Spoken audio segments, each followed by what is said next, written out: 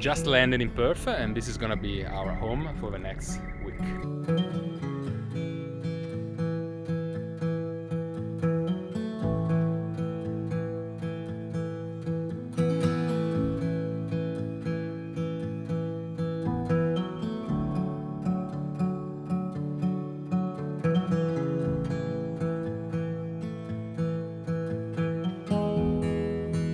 So we just left Perth, and our first stop is at the Pinnacles, where we're gonna do some astrophotography.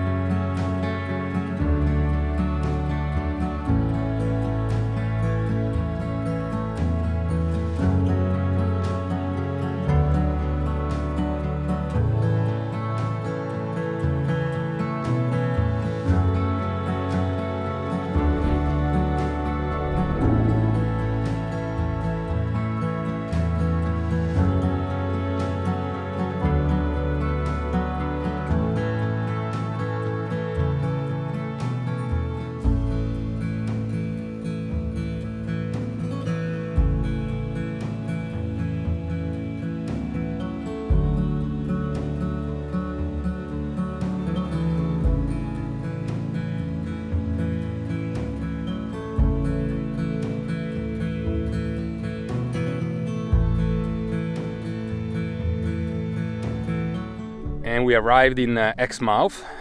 It was a long trip, but it was worth it. Unfortunately, our first choice for the Eclipse is unavailable. They closed off all the access to the canyons.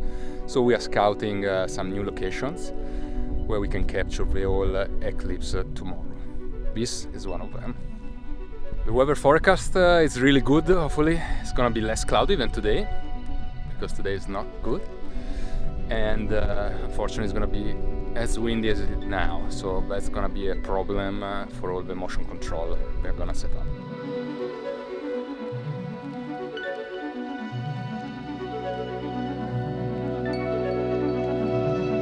This is definitely the best location, I think, but we have to see if we can move on the other side of the canyon, and with a lot of equipment it's not gonna be easy. Unfortunately, we can go to the canyon on the other side. It's forbidden to walk there, so we'll have to go with plan A. It's not the best, but that's it. The real problem are gonna be the clouds. Hopefully tomorrow it's less cloudy than today. We'll have to see. Unfortunately there's no internet connection here, so I can't check the forecast again. And the wind can be stronger today, so that's gonna be a big problem for my setups. Talking about setups, when I have a camera on a motion control, when I want to capture the whole transition from before the eclipse till after the eclipse, so about 3 hours, and I'm probably gonna set up behind a thermite mount. The other setup is gonna be a Insta360 1-inch, so I can capture 360 degrees of the whole eclipse. And the last setup, the most difficult one, is gonna be Star Tracker at 800mm with my Canon 100 to 400mm with an extender, 2x extender, and I want to capture the sun through the whole phases of the eclipse. So for that, I'm gonna use a Star Tracker. First problem, I cannot set it up the night before, so I cannot set it up completely and super accurately with a South Star, with South Pole, but I'll have to set it up during the day. So it's gonna be an approximate setup, so I can set up only facing south and getting the right inclination. And hopefully that's gonna be enough. I'll probably have to adjust it during the eclipse, and that's gonna be the main problem. Second problem, I'll have to use a variable ND. I have a very strong variable ND, not the best quality, but that's the only one I could find so last minute. So I'll have to adjust the ND filter during the eclipse. At the same time, I'll have to adjust the settings of the camera. And so I don't want to introduce too much shakes into the camera, so I'll control the Sony with my phone through through Wi-Fi, and I'll try to adjust as fast as I can all the settings, mostly shutter speed, together with a variable ND should be enough. And also I'll have to adjust the interval which I'm shooting.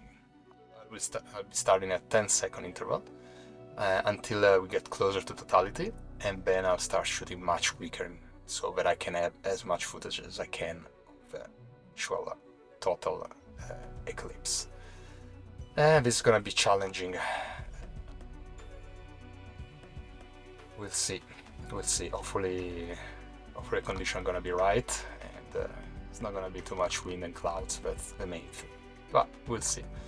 Now we just set up all the equipment. Probably tonight we'll do another sunset session. Clouds are looking amazing at the moment, and maybe some more stars. And we'll wait for tomorrow. And this is of course my first eclipse, so it's all trial and error. Unfortunately, I didn't have any other chance to try it out, how it's gonna be. So I studied as much as I could, I prepared as much as I could, and hopefully I can execute my plan. Let's hope so.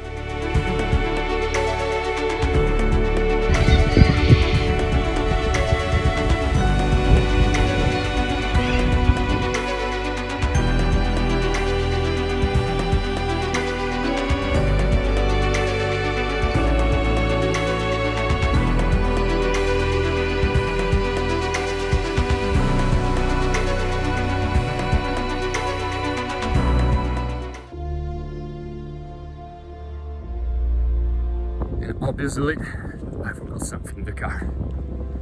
Luckily there's still time. Let's go and grab it.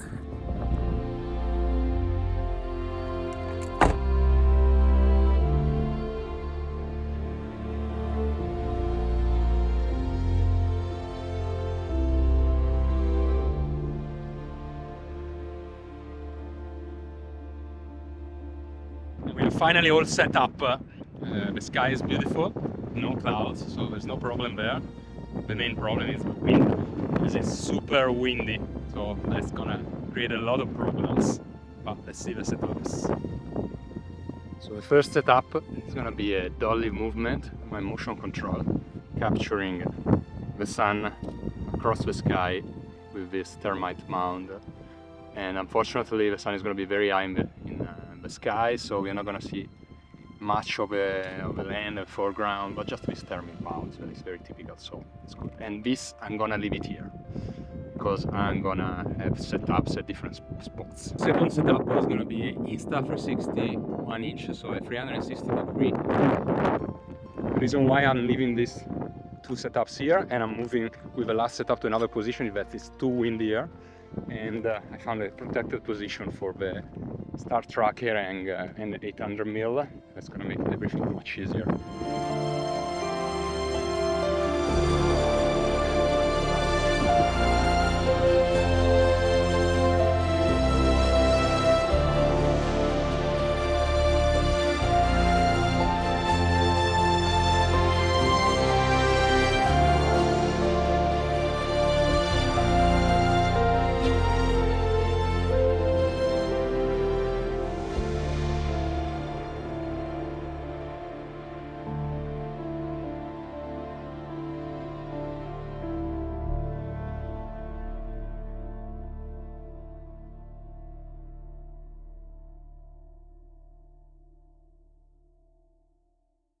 Wow, the eclipse was amazing. I almost couldn't take a picture just watching it, but it was so quick.